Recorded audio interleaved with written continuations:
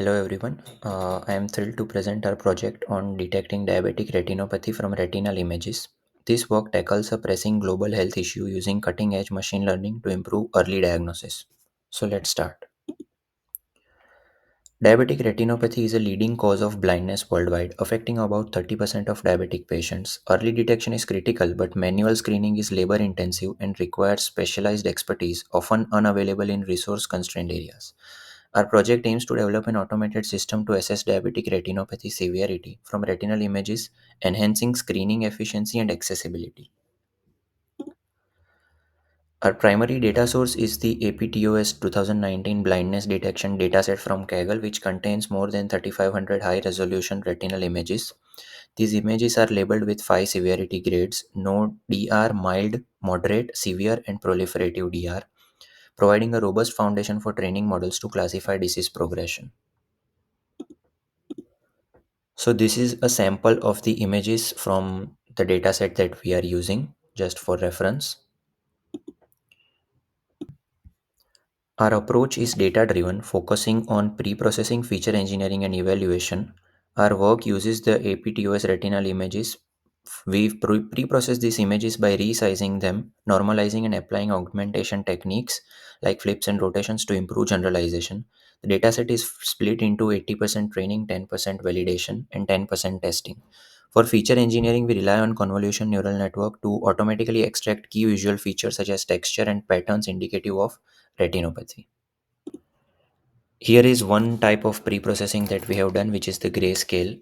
We applied grayscale conversion, resizing the images and enhancing contrast using the Gaussian blur-based sharpening.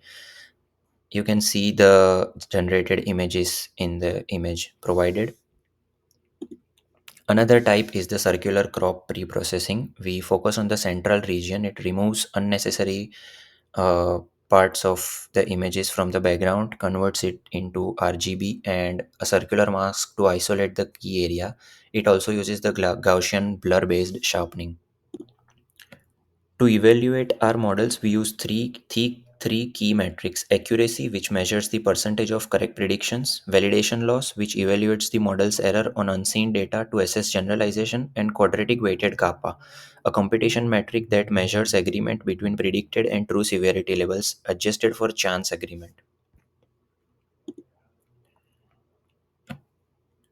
To ensure reliable performance evaluation, we used five-fold cross-validation to reduce variance in performance estimates. We applied stratified sampling to maintain class distribution across folds. For final evaluation, an 80-20 train test split was used to confirm the model's generalizability to unseen data. So our baseline model is the XGBoost model. It is an ensemble learning technique that enables sequential decision trees, with each tree correcting errors from the previous one.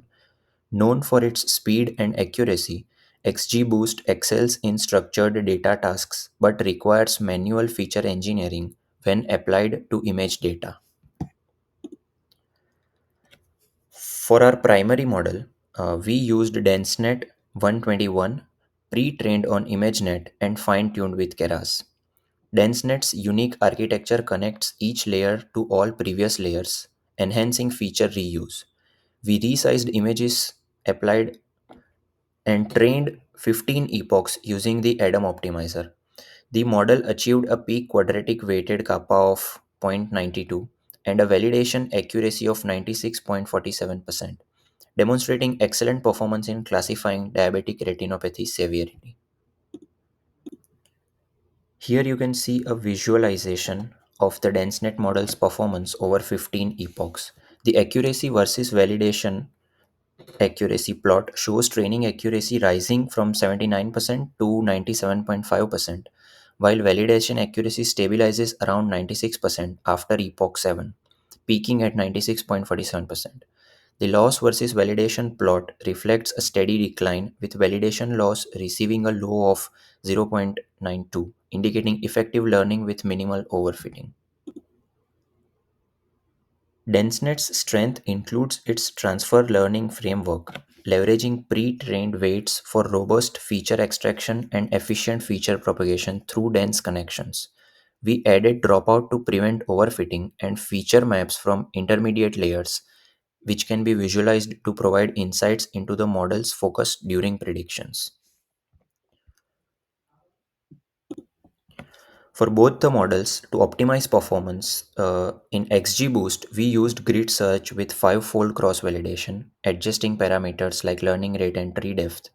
For DenseNet, we fine-tuned with learning rate to 0.0001 using a batch size of 32 and applied learning rate scheduling to adapt during training.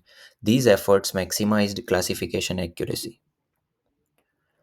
Comparing the two models, XGBoost is CPU friendly and suited for tabular data, requiring extensive tuning. DenseNet, while GPU dependent, excels at extracting image features, making it better suited for our retinal image dataset. This table compares our baseline XGBoost model with DenseNet 121. DenseNet achieves a validation accuracy 96.47% and a quadratic weighted kappa of 0.92, significantly outperforming XGBoost 72% accuracy and zero point 0.70 kappa. DenseNet's ability to automatically learn hierarchical image features eliminates the need for manual feature engineering like XGBoost. While DenseNet requires more computational resource, its superior performance justifies the cost. So that is all. You can find the dataset at the given link, and thank you for listening.